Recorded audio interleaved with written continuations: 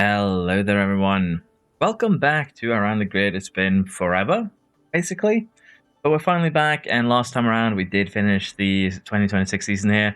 We got Sargeant, his title with Alpine, and Williams kept on going strong after the past year. But right now, we are going to go over to our next season here, and we are going to be playing Mercedes. I'm kind of impressed with both McLaren, Ferrari, and Mercedes that it only took them 3 seasons to fall from glory. But considering that we've been involved, I guess you could say that it does kind of make sense, maybe a little bit. But yeah, we are going to be going to Mercedes as our next team. And we'll be taking a look at what we have in terms of challenge there. So we're currently just finishing up the last little bit here of the season. 111 million in race target, according to this. And, well, just 9 million engagement. But race target is generally just the best way to make money. But yeah. We could mess around with the race schedule. I don't think we're going to do this for this season, but we could do it in future. Perhaps it would be kind of be fun to do full reschedulement every season, but for now, we're just not going to mess around with that. And the team rating here has also been improved by Alpine by quite a bit. But yeah, what we're going to do here is switch teams, of course. And we'll see if we can do the same thing next year. As the regulation changes here, we are getting a pole position bonus point. There has been some minor technical changes, and that really is about it. So basically minus 10 to everything, pole position bonus point. With that now, we go into our 4th season after securing both titles in this one. We're going to switch teams. We are going to go to Mercedes. Red Bull doesn't want me yet, but they finished 2nd, so it kind of makes sense here. Mercedes fall down to barely a 2-star team rating, and their objective is 8. Long-term objective points contender. They've fallen this hard in just 3 seasons. They even have Rivas and Show. So this should be a pretty straightforward, simple season, all things considered. We might end up in a situation here where we'll just simulate the entire season. And I believe that we did say last time that we were going to limit re-signings, things like that. So we have 11 million to start off with here. Technical regulations. The AI did no chassis research. A tiny bit of front wing. Tiny bit of rear wing here. Honestly, they did fairly good on rear wing. Can't complain there. Side pods, they kind of kept up. What about the suspension underfloor? The underfloor got the most investment. And in terms of their suspension, actually similar to the underfloor. Honestly, I can't be too mad about the research that's done here because the car should be better than, well, it should be here. Let's just put it like that. I'm curious to see exactly where the car ends up being. We'll take a look now at the introduction here. So Polo Bonnet here is giving us our welcome. We have Harman as our technical chief. So let's just take a look at where we're at. We have Show and Rivas. That's a wild combination. I'm not going to lie. In terms of staff, we do have 84, 85 rated staff, so the staff isn't actually that bad. And honestly, I think we can make this work really, really easily. So Kia's in 62 days, we're going to be prepping for that. The car is basically one of the worst cars on the grid. The worst car. Looking at overall, but if we look at the car that we played last season, Alpine, where are we at? They are actually super slow in the high-speed corners. Very slow in the top speed, which kind of makes sense. We did a lot of research. We didn't do a tremendous amount. The 3rd in tire preservation. How about the Red Bull? Not super good. What about the Williams then? Not super good, that one either. Ferrari? Nope. ATG is suffering here. Aston? Aston is actually this season's arguably best car. We aren't that far off here, as I said too. So once we actually get the car set up here, I can see some pretty dominant things happening. Let's just put it like that. Let's go sponsor negotiation here. We are going to go for a 3-star upfront package, I think. I think that's the best option here. You don't really get too much here in terms of race payouts. So let's just get it paid out in advance. We're also going to go ahead and pick up many race day payouts as possible because we should have a fairly good time for one of our drivers in terms of scoring a lot of points. As long as I have money up front here, I think we'll be okay, and then we can kind of deal with the situation with relative ease. So let's go like that. Pretty simple and straightforward. We can accept that funding, and let's just take a quick look at what happens when we start designing We're still going to put our first safety period here into the underfloor, and because of the fact that we finished last year with Mercedes, or Mercedes finished last, I didn't finish last with them, the boosts here are going to get pretty insane. And if we take a look here, like so, we now have a underfloor that's already going to put us back up into the top positions. Now, of course, we could do things a little bit more spicy from here on out, but I still think that trying to see how dominant we can get throughout the season would also be fun, with the team that finished last. Dead last, mind you, last year. Would be a fun little thing. But we're going to put together the car here, kind of like we normally do. There's no real hocus pocus here. We had to rush the chassis to give us a little bit extra time. But yeah, we're just going to put the car together as we see fit. We do have Mercedes engines too now, which is actually a great advantage. Let's just get all sorted. Now also, the fact that we have Rivas, which is arguably, you know, a amazing driver, it's also going to make our life even better. And I have 4 manufacturing slots. I can't even remember the last time I had 4 manufacturing slots. That's how amazing the Mercedes factory is for us here. But yeah, we are getting started here. Development has begun. I'm going to develop the car here. We'll see how it looks in Bahrain. But if things go like this, I can almost guarantee that we are going to end up in a situation here, with Rivas being as good as she is, where we'd probably end up just straight up winning. No problem. Now, I am going to put Show here on car development. He is already 27 years old. He's not really going to improve. In terms of our affiliates, let's face it, Hajar here, 22 years old. Development rate is already average. We're going to put him down on different focus as well. Stuka, probably still high development rate, but unfortunately we are going to put him in marketability here. I apologize to any Stuka fans, and honestly, same if for Duan. Too old, still 75 rated, can't really develop him much. I do want to take a look though. Have any other interesting talents popped up? Or are they still average? We have Lindblad here, he's now 75. It would be a good shout. Stuka is also a good shout. Antonelli is now up to 85. So, no surprises there. So yeah, we could potentially see if we find an interesting talent here and try and race them. But, I don't think that is going to happen right now. But we'll set the car setup now. Basically, I'm just going to make the car, manufacture it, and we'll see how it looks in 62 days in Sakir. Now, of course, we do need to take a look at where everyone ended up. And we already see what we created last time. Hamilton to Alpine with Sargeant. Verstappen and Sainz at Red Bull. So we should have at least a little bit of a fight here from these two, if Alpine fixes their high-speed cornering issue. Williams, Albon, and Yamamoto. Basically, the duo goes strong still. We'll have to see if we can actually beat Yamamoto, 95 rated now. Tsunoda and Gasly at RB. We have Schumacher and Stroll at Sauber. Bottas and Norris at Aston. Lawson and Ocon at Haas. Koskinen and Leclerc at McLaren. McLaren doing something insane here. And interesting enough, we did see that Aston was the fastest car. So we could see something very, very interesting here, honestly, from Norris. ATG, we have Porsche and Russell. Actually, a decent lineup. And Paris is still added at Ferrari, along with Piastri. Remember, Ferrari finished third last time around, so 8th. So Ferrari is not going to have a good time either, or 9th, actually. And then, of course, we have our team. And just as we've gotten used to here, we started this season off with a bit of a delay. A bit of a bad omen, if you will. Facility-wise, the AI here hasn't actually fallen behind on their facilities, you might think. But it's less falling behind on their facilities and more like they haven't upgraded them. That's the thing. The way AI refurbishes is generally just by upgrading the facility, which sounds silly, but it's kind of how it works. Now, other than that, there was one more thing that I want to take a look at, but I forgot. So let's just go back to the original plan and go to Bahrain.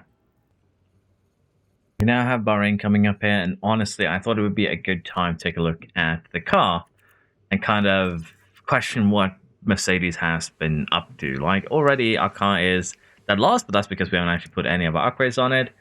Let's go ahead and do just that and see where these upgrades are going to send us. So let's switch this for the time being just to the rank on grid view. we go up 12 places by just improving, or 9 rather, just improving our chassis here. 5 to medium, 2 to low, and top speed. Honestly, medium, high speed, and top speed are the only ones we really care about here. We'll install those on the car. Front wing we've also finished here, and that one alone is going to put us to basically front of the grid in terms of low speed cornering. Pretty great as to me. And then we have the rear wing here, another 6 places, 8 places top, 5 for DRS. Pretty good again. Then we can add on to the side pod, 10 places for high speed. The underfloor, of course, which we haven't actually gotten the second part of yet, but as you can see here, both of them are pretty good. I would take them.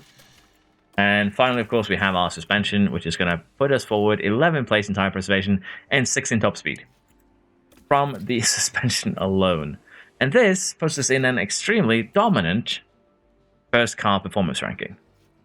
Like, look at this compared to the AI. Pretty nutty. So, in terms of car analysis here, let's look at last year's second place team. Red Bull's almost 100 points behind us in low speed.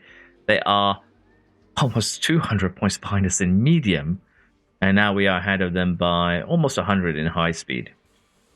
Now, of course, they have speed in things like engine cooling, acceleration, DRS effectiveness. We even have them beat in top speed. And if we look at the supposed first team, Aston, the story doesn't really change, and they've even shed a lot of weight. We're still about 50 ahead of them in low. We're about 50 ahead of them in medium. And actually the same in high speed here, so we could see Aston being our biggest threat. But generally here, I think this is going to be basically a walkover season. And it's kind of going to be scary, because I'm putting Rivas in a position to be dangerous in future seasons. And, well, she still has high development rate. She's already really good. Maxed out defending with the mentality buff here. So we could create ourselves a little bit of a troublesome contender for later. But let's be honest, the one that we're all really curious about is going to be Yamamoto Williams.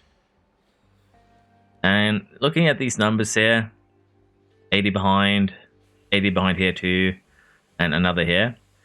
I don't think Williams are going to be very competitive. We already have basically 74% tire preservation. This is going to go up to 80 minimum over the course of this season, because we are going to keep on developing, and we are still developing. We're already working on the 4th chassis, the 3rd side pod and suspension. So things can get really insane, because we also do have a lot of safety time available.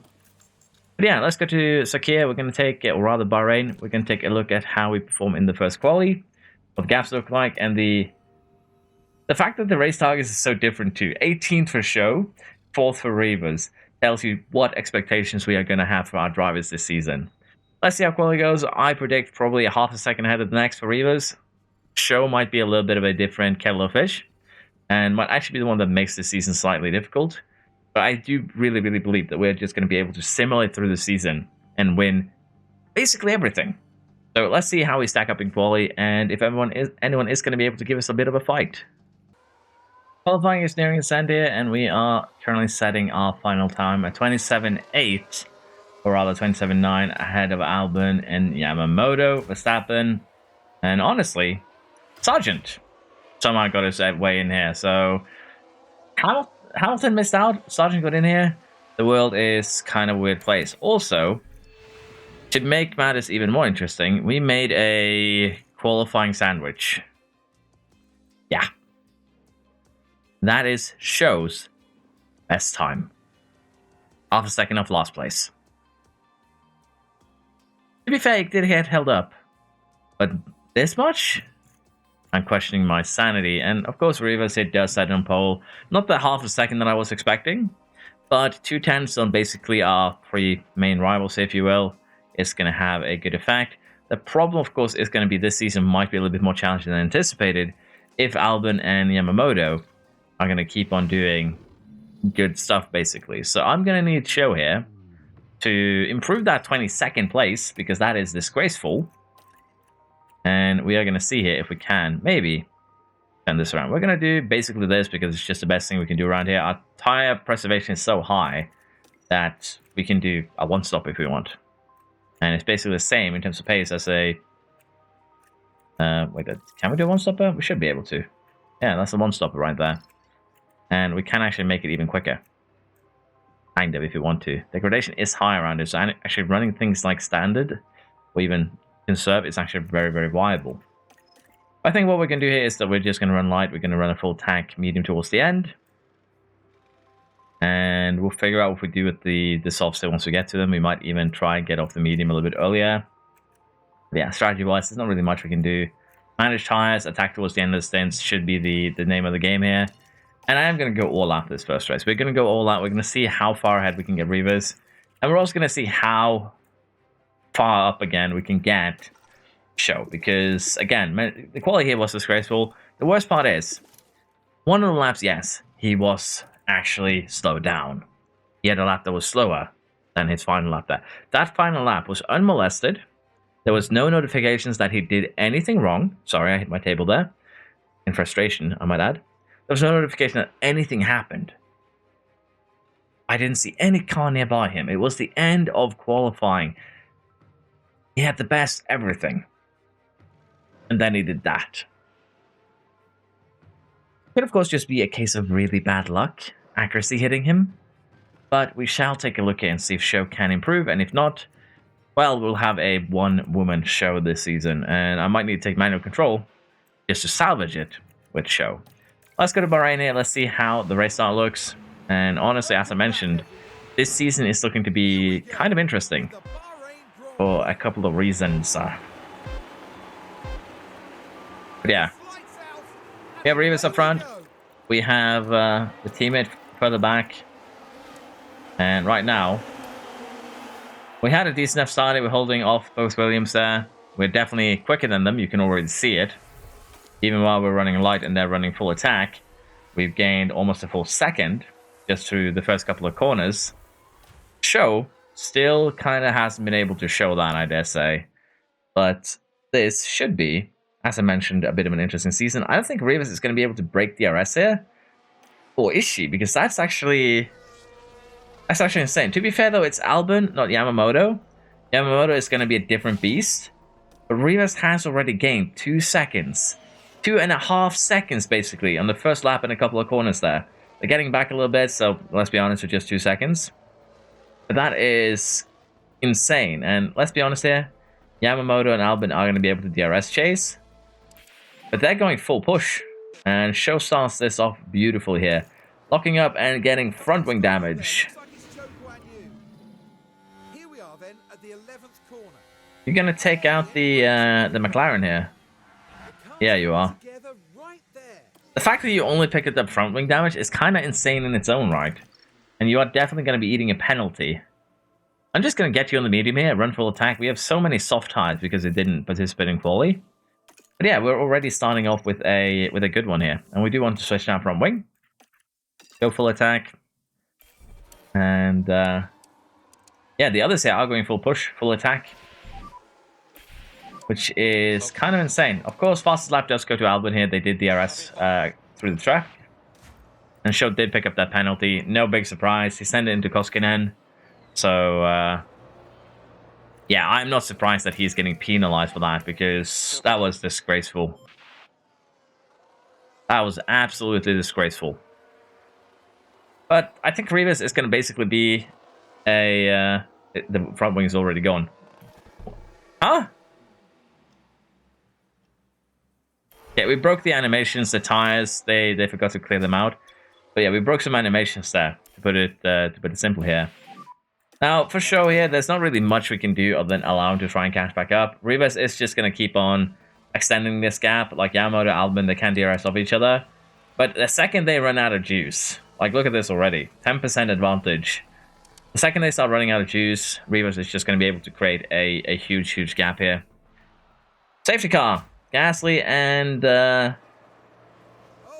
another one. Gasly and Perez. Perez also not starts off with a bang here.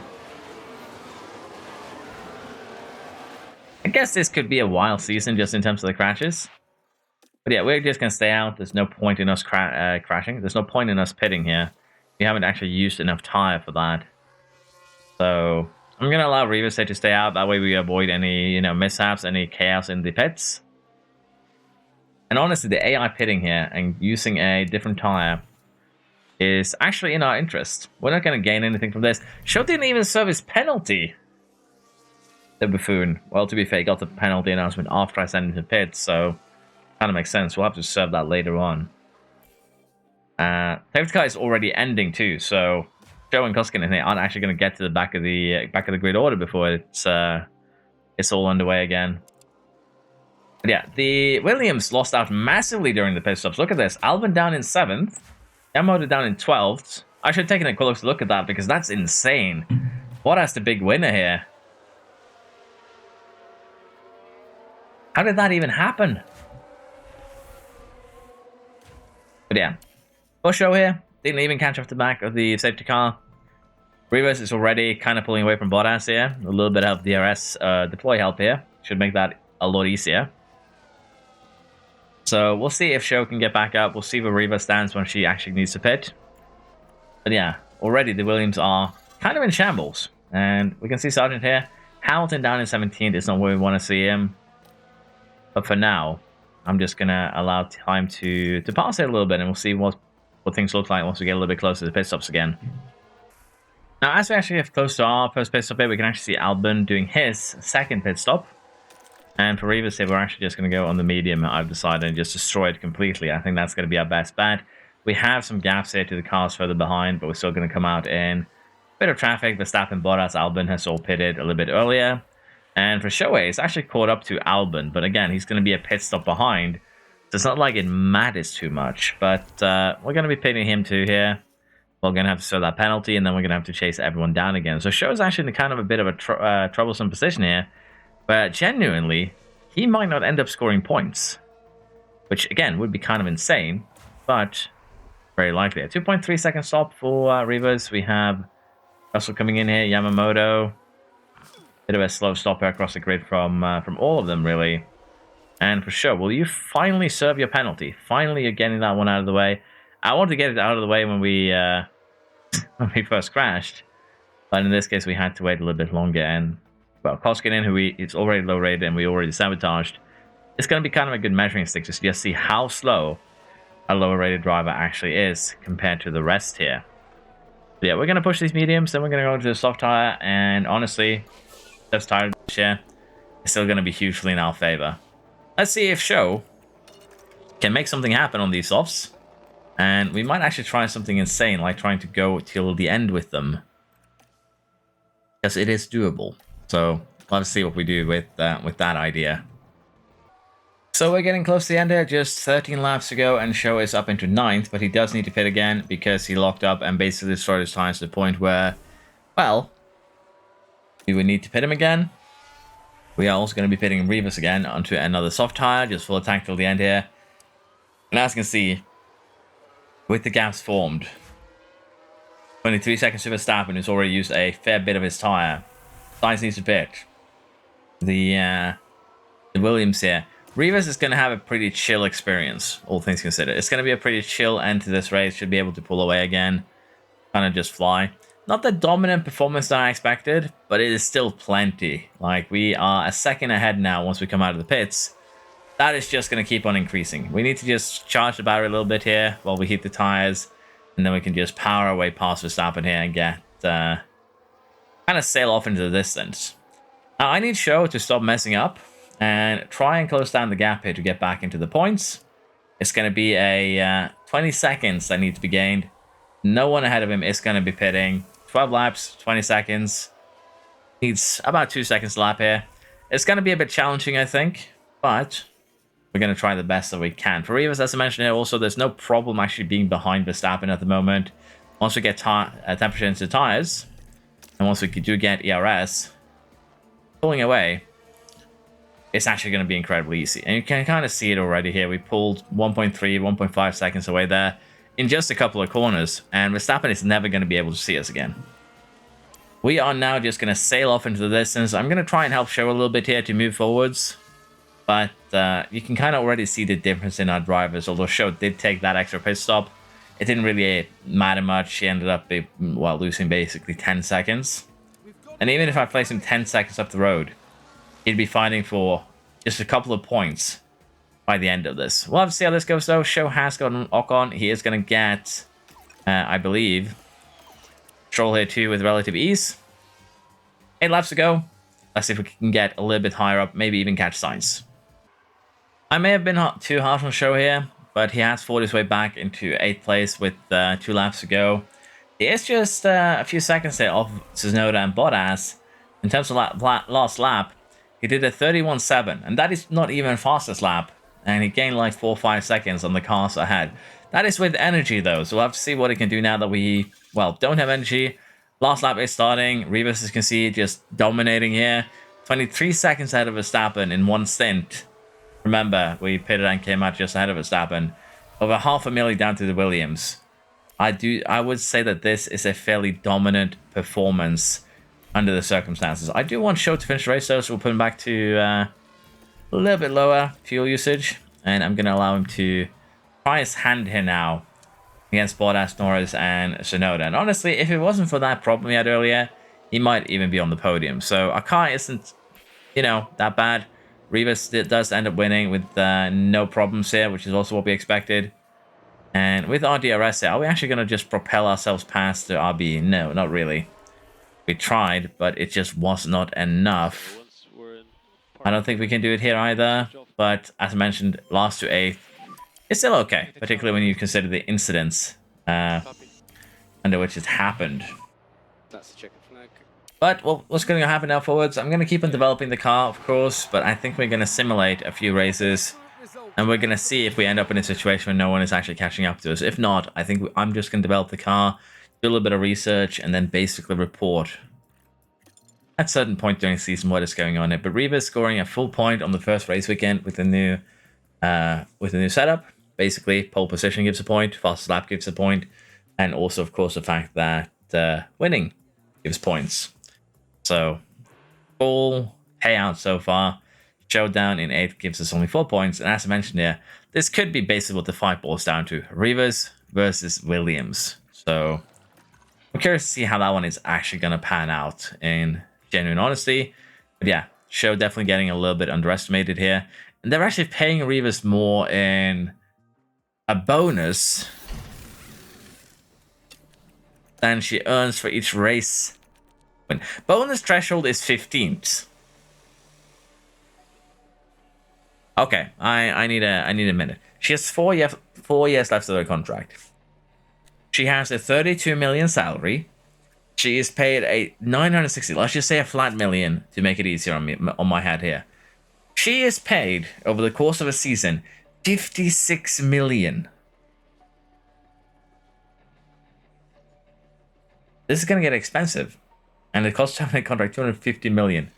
This is going to get expensive and wild, let's be perfectly honest.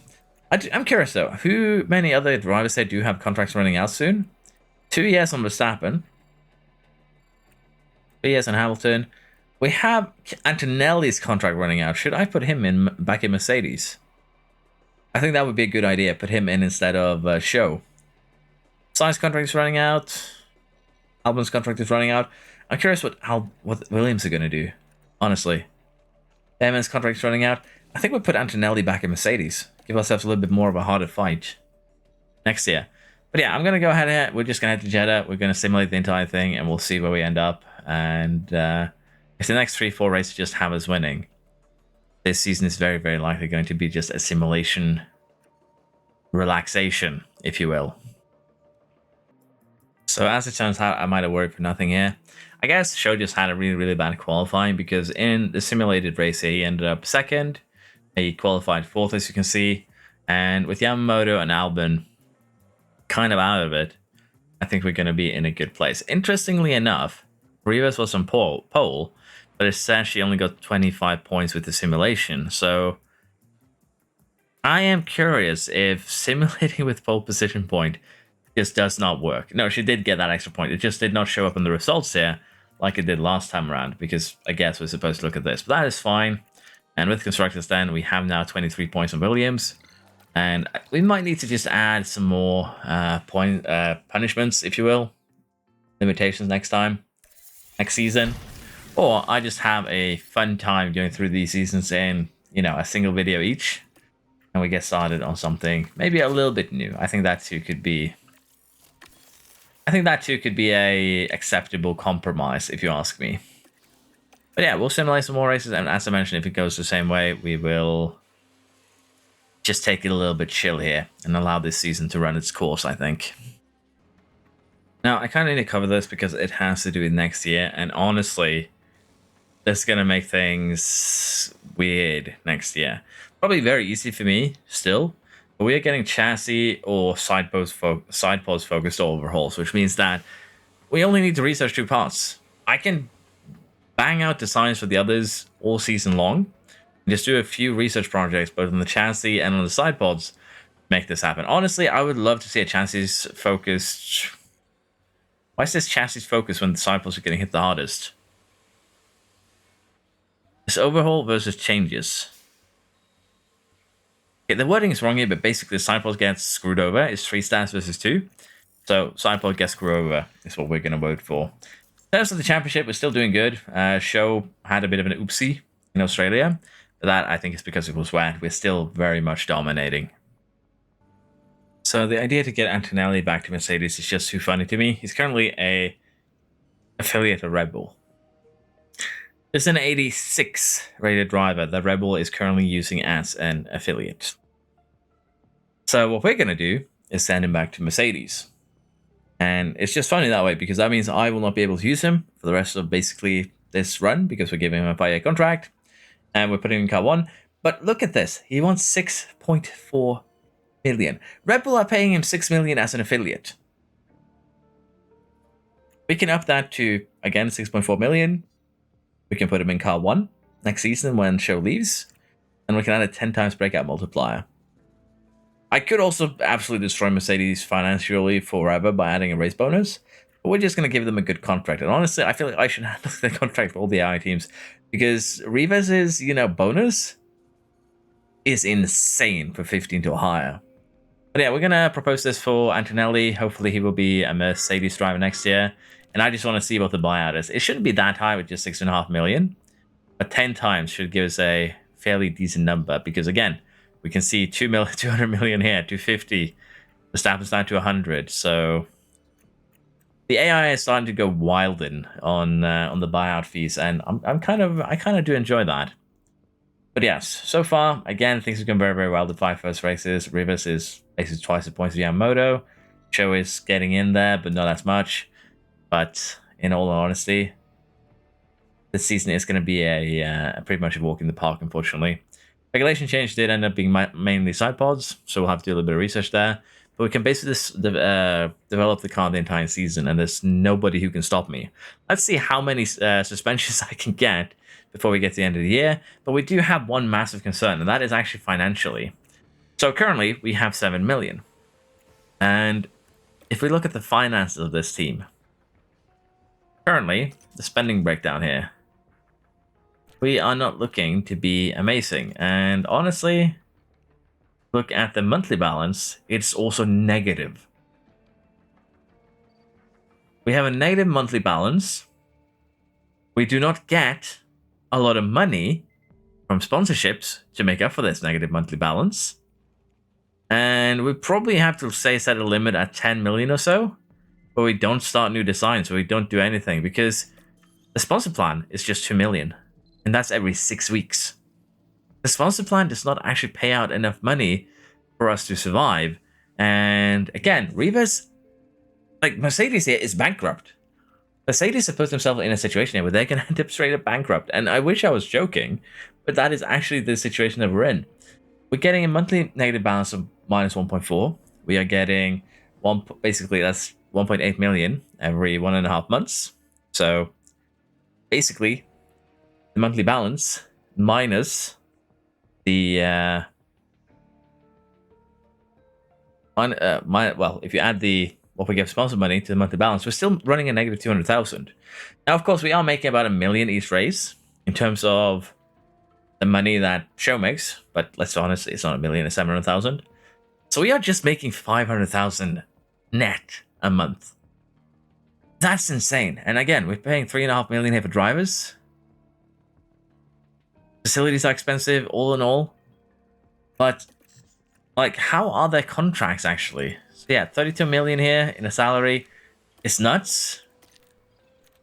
5 million here for show. But yeah, the race target bonuses are an issue. 156,000 plus 100 and, you know, six. Let's just say 1.1 million just to make it easy. It's more than that. But we don't get even close to that back in race payouts. I might have to stop deciding here because we got all of that. Like we got a ton. I'm gonna be perfectly fair here. We got 30 to 40 million in pre-season payouts, and by May I'm already broke because I rushed car development, and we might actually be in a very precarious situation here. But I'm gonna have to try and slow down a little bit and figure out what we're gonna do financially. We might actually run out of parts at this rate. I might actually have to start some new designs that are max durability just so we survive. Because again, 814,000, 1.6 million is what we get in if we hit both goals. We are paying 1.1 million in race day payouts to our drivers. If Rivas here, for instance, finishes lower than 6th, that's terrible. That means we're losing even more money. So I'm gonna have to figure this out. This is a really, really weird situation to be put in by the AI. I've actually not had to deal with this before. A situation where you are actually financially stretched. Like, you can easily put yourself in a financially stretched situation in this game, and I'm gonna monologue a little bit here. But it's really, really hard to struggle for money if you play slow and you play safe.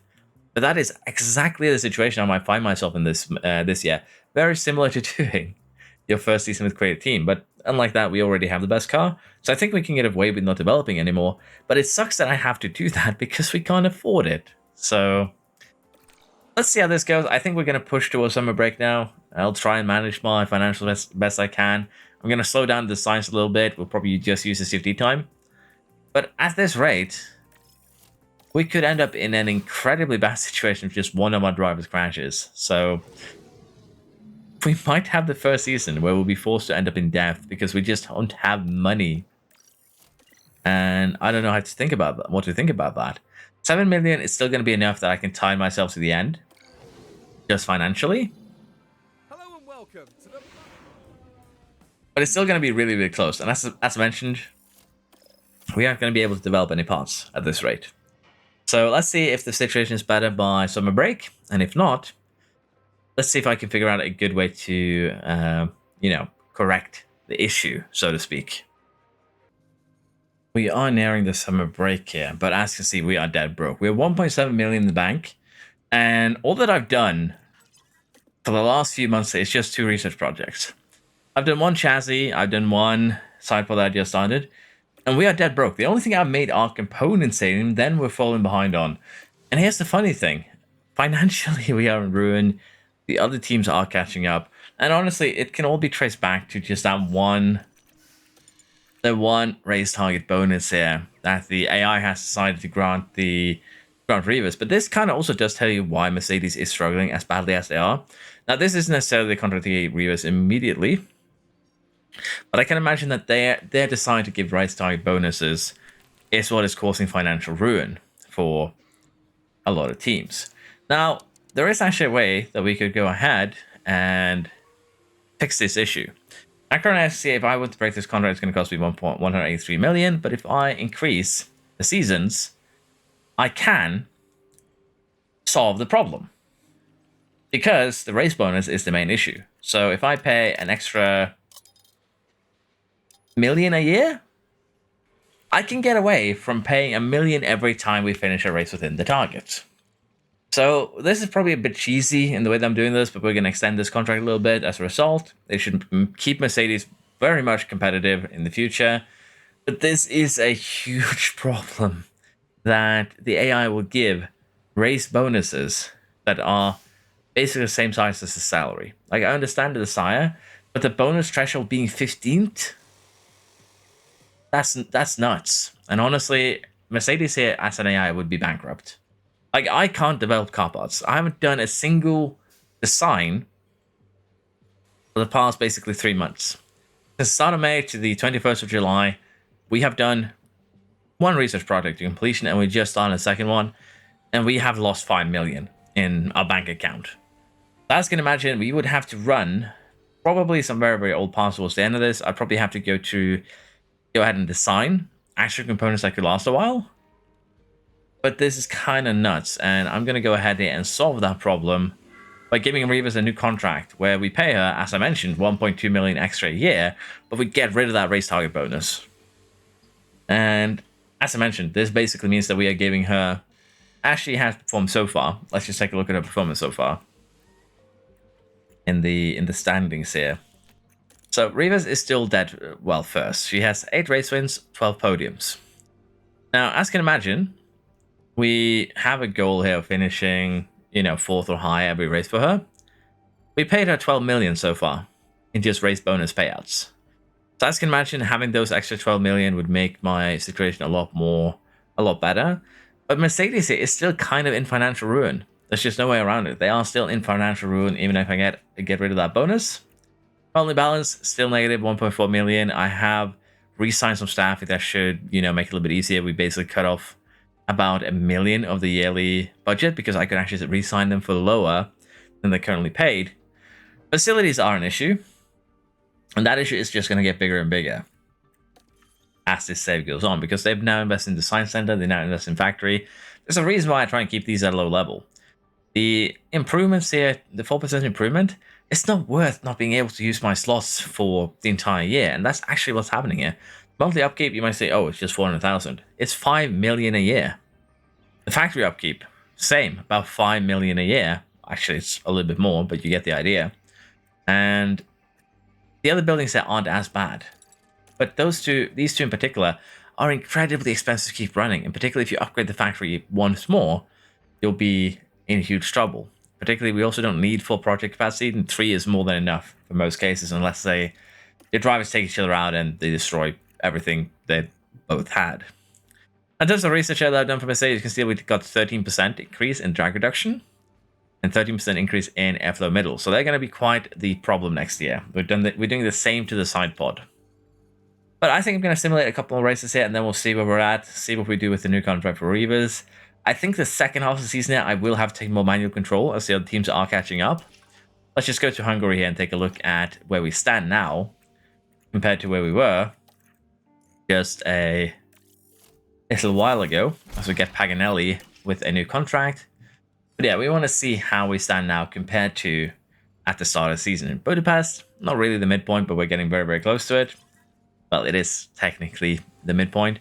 You can already see here, the other teams have caught up to us. We are last DRS, tire preservation, engine cooling, which is pretty bad. But car number 1 is better, so it's not really as bad as it looks. I was just pulling your leg a little bit. This is how bad how bad the situation is for us in terms of our parts. We are just that much in trouble with our parts that the car number 1 is way worse than car number 2, so we do need to fix that. DRS and engine cooling, that's fine. Dirty air tolerance, that's even more fine.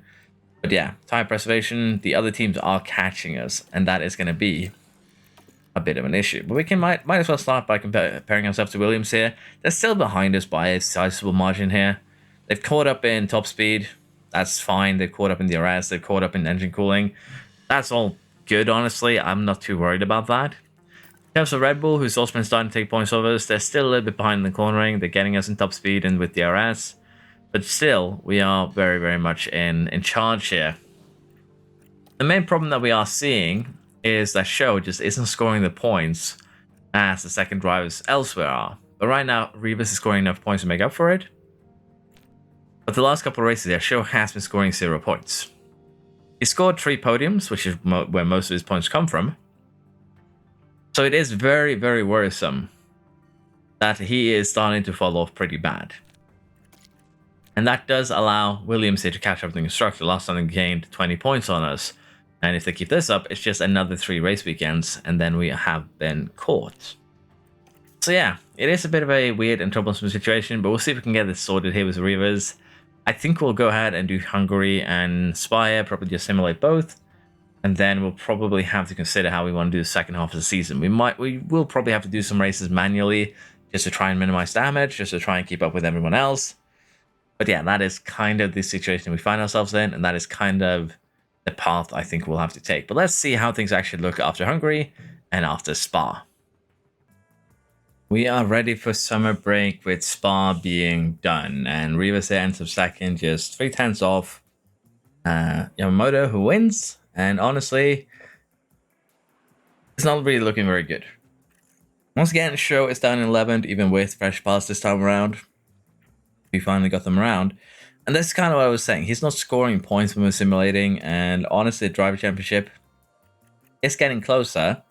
But in the Constructors now, it's just 11 points between us and William.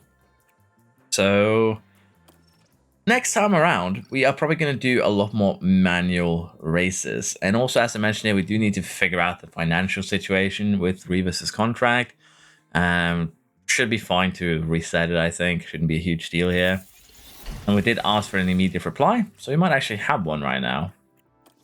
Not yet. We have still 3 million in the bank, and as I said, financially, we are in a little bit of a compromised situation. There's just no way around that.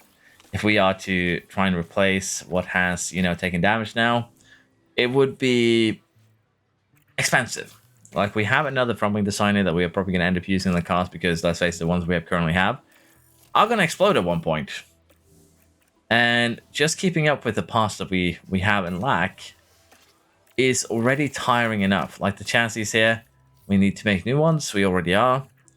But just replacing the parts from this race alone, this is back to 1.8 million. August ticked over. We're going to take over once again once we get to Sandwood here. Our car is good. Like, there's no one that can say that our car is really, really bad. I'm just going to leave it like this for now. It'll change it later on in the month. There's no one that can say the car is bad. But Show leaves a lot to be desired right now. His mentality is also not the greatest because of the fact, of course, that he is not performing well. He has the only okay affinity with Cronin. There's a lot of things that is not really going our way that needs to be dealt with. And again, the financial situation that he has put us in is super weird. It's actually a first of mine where we can't really make any sort of profit. And you can kind of get a good idea here of just how secure I'm used to the finances being. Even with creative team here, we would probably be in a better financial situation than we are right now. Even with the lowest setting creative team, we probably would be in a better financial situation. And I don't know what to do. It's just a first for me. We're stuck. We're in trouble. We're gonna have to figure out how to navigate this situation. As Stuka wants 600,000 on my dollars, I'm gonna have to say no to that one. And I have to double check it. Did we not offer you a new contract? The negotiation starter expires in 6 days. I'm pretty sure I asked for an immediate reply, did I not? But in 6 days we'll know. Then we'll figure out what to do. But as I mentioned here, Williams are catching us. We're getting into a very, very similar situation right now that we did with Williams to begin with. And Williams also want to kidnap Stuka here. I'm going to allow them to do that. But as I mentioned, we're getting into a very similar situation as I got when I was with Williams, where one driver performed, the other didn't, and as such we lost the constructors, but we're going to win the drivers. And at this rate, we could end up in a very, very similar position. But now with Rivas being on a new contract, that isn't going to bankrupt me. My life abilities here. She has lost some of the mentality boost because, well, the new contract doesn't have a bonus. But I'd rather be on this with lower mentality than having to deal with that 966,000 payout every time she does well. As I mentioned, at this point, we'd have an extra 14 million to play around with, which would have been huge. Also, we are getting done with Cyborgs very soon, but research-wise and design-wise, we are kind of in the mud. And next time around, we are going to try and do some more manual races. Haven't really done much for this episode. But as it turns out, Mercedes' situation is quite impressive. Let's see if we can turn it around. We kind of already have. They finished last. They scored a single point last year. We've already scored 421. Let's see if we can turn it around and actually get that Constructor's title too. Thank you all very much for watching. Please let me know what you think. What should I do here? Have you run into something like this before? If you have, please give me some tips and advice, because I haven't actually run into this situation before. I think it's mostly sorted now with Rivas. Worst case scenario is that we would have to find someone else to sign. But even that wouldn't really work with Rivas, simply because, again, the extreme cost with firing her, now that the minimum, contract limitation is 0.5 rather than the contract multiplier for breaking it is 0.5 rather than 0. We'll deal with this next time. So again, apologies taking so long. I've had a lot of other things going on for a while, but it's good to be back. Let's see if we can get Mercedes that title. I can almost guarantee we're getting drivers, but constructors would be good too. Bye bye.